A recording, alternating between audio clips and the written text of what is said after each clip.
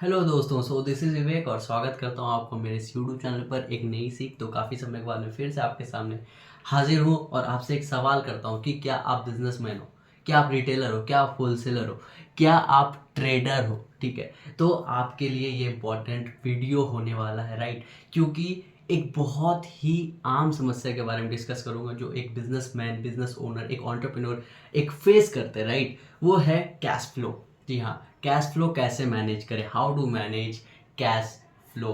जी हाँ, cash flow एक ऐसी चीज़ें हैं जो कि एक इंसान को जीने के लिए बहुत इंपॉर्टेंट होता है। जी हाँ, अगर आप जीवित हो, जिस तरह आपके रगों में खून दौड़ता है उसी तरह बिजनेस में कैश का फ्लो होना बहुत ज़रूरी है, कैश का दौड़ना बहुत ज़रूरी, तब जाकर के एक बिजनेस बड़ा बनता है। ठीक है, तो बहुत इंपॉर्टेंट हो जाता है, क्योंकि अगर कोई कैश फ्लो मैनेज नहीं कर पाता तो उसका business day to day deteriorate होते चला जाता है।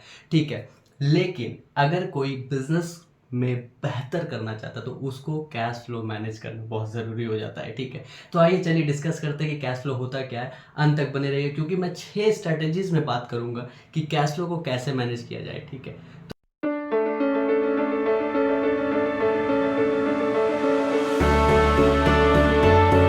यहाँ सो हमारा पहला स्टेप्स है, पहला स्ट्रेटेजी वो है कैश फ्लो फोरकास्टिंग। फ्यूचर में आने वाले कैश फ्लो को प्रेडिक्ट करना इंपॉर्टेंट है। आपको समझना होगा कि आने वाले टाइम में आपके पास कितना कैश फ्लो आने वाला है और कितना कैश फ्लो जाने वाला है, जिससे आपको पता चलेगा कि आप एक प्रो एक्टिवली डिसीजन ले सकते। ठीक है, आपके पास कैश होगा तो आप स्टॉक मैनेज कर सकते हो, आपके पास कैश नहीं होगा तो आप स्टॉक को होल्ड कर सकते हो, राइट।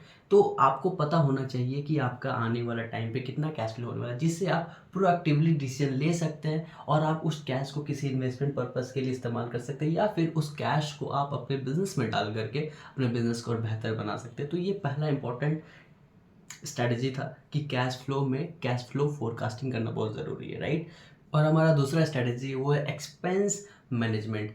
वो हर अननेसेसरी एक्सपेंसेस को नेग्लेक्ट करना पड़ेगा, साइड करना पड़ेगा, और क्रूशियल क्रूशियल एक्सपेंसेस पर फोकस करना बहुत ज़रूरी है, ताकि आप वो हर छोटे छोटे पैसों को, कैश को बचाकर आप अपने बिजनेस में स्टॉक को, अपने बिजनेस को, कैश फ्लो को और बेहतर कर सकते हैं, राइट।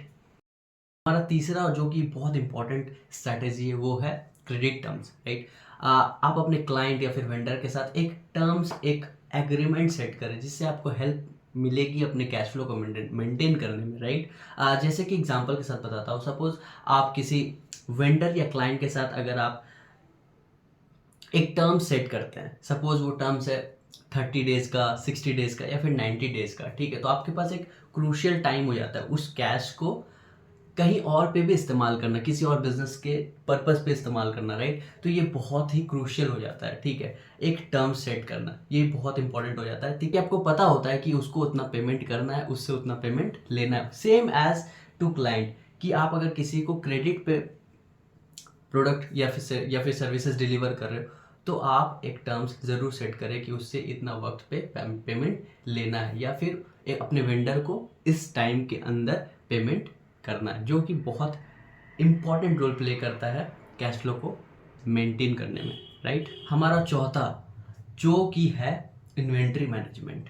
काफ़ी बिजनेस ओनर्स इस चीज़ का शिकार शिकार बन जाते हैं, राइट। आपको अपने स्टॉक को, अपने इन्वेंट्री को मैनेज या फिर ऑप्टिमाइज करना आना चाहिए, राइट, जिससे कि आप ओवर स्टॉकिंग से बच सकते हैं। ज़्यादातर क्या होता है कि बहुत सारे बिजनेस ओनर्स ओवर स्टॉक कर लेते हैं और उनका कैश अटक जाता है, कैश फ्लो रुक जाता है, राइट, जो कि एक बहुत ही बिजनेस को डिटोरिएट कर सकता है। तो प्रॉब्लम ये नहीं है कि आप इन्वेंट्री मैनेज नहीं कर सकते, राइट।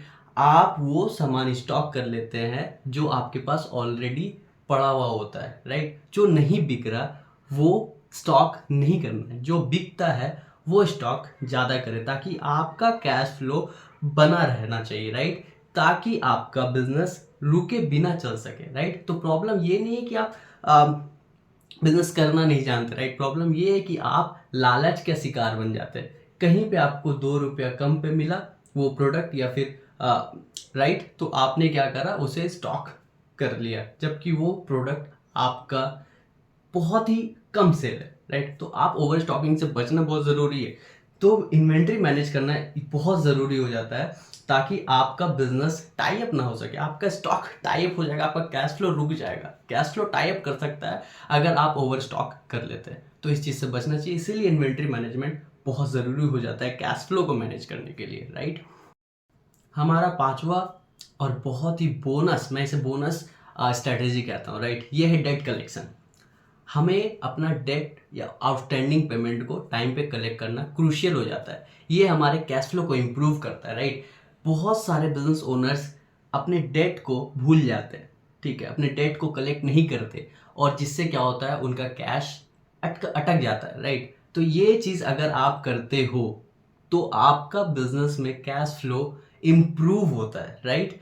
बहुत सारे बिजनेस ओनर्स क्या करते हैं, इसे छोड़ देते हैं, इसे कलेक्ट नहीं करते, जिससे कि उनका वो चीज़ लॉस हो जाता है, राइट। इसीलिए डेट कलेक्शन बहुत ही क्रूशियल हो जाता है अपने कैश फ्लो को इम्प्रूव करने के लिए, राइट।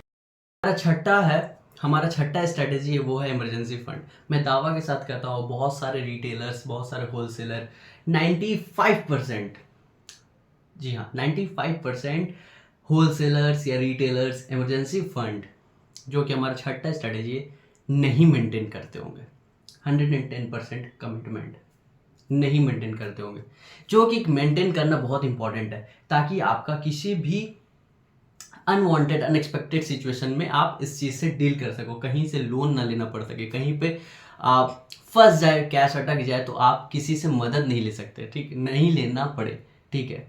तो ये इमरजेंसी फंड बहुत ही क्रूशियल रोल प्ले करता है अनवांटेड या अनएक्सपेक्टेड सिचुएशन से डील करने के लिए, ताकि आपका बिजनेस स्मूथली चलता रहे, राइट। इसीलिए इमरजेंसी फंड मेंटेन करना बहुत इंपॉर्टेंट हो जाता है, ताकि आपका फ्यूचर में या फिर राइट नाउ एट प्रेजेंट अगर आपका बिजनेस इमरजेंसी फंड की ज़रूरत है, तो आप इमरजेंसी फंड का इस्तेमाल करके अपने कैश फ्लो को स्मूथली आगे बढ़ने दे सकते हो, राइट। तो बहुत सारे, और इन सब चीज़ों के साथ साथ, इन सभी चीज़ों के साथ साथ एक चीज़ और हमें करना चाहिए, वो है फाइनेंशियल स्टेटमेंट को रिव्यू करना चाहिए, ताकि आपको पता होना चाहिए कि आपका कैश कितना है, आपका कैश फ्लो क्या है, कैसे है, पेमेंट कैसे कितना करना है, किससे कितना रिसीव करना है। फाइनेंशियल स्टेटमेंट से रिव्यू करने से आप अपने बिजनेस में एक प्रोएक्टिवली, एक बहुत ही एक मतलब डिसीजन मेकिंग एबिलिटी आपका बढ़ जाता है, राइट, कि कितना स्टॉक कैसे क्या कर सकते हैं, ताकि आप अपने बिजनेस को और स्मूथ तरीका से और इम्प्रूव कर सकते हैं। तो ये था हमारा सिक्स्थ स्ट्रैटेजीज कैश फ्लो को मेंटेन करने के लिए।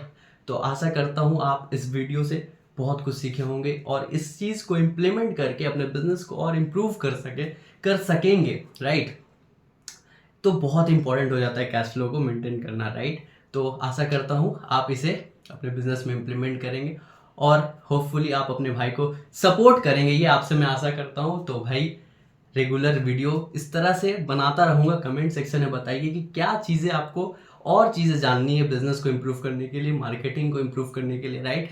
तो भाई कमेंट करके बताइए, आपका भाई आपके सामने हमेशा तैयार रहेगा, ठीक है।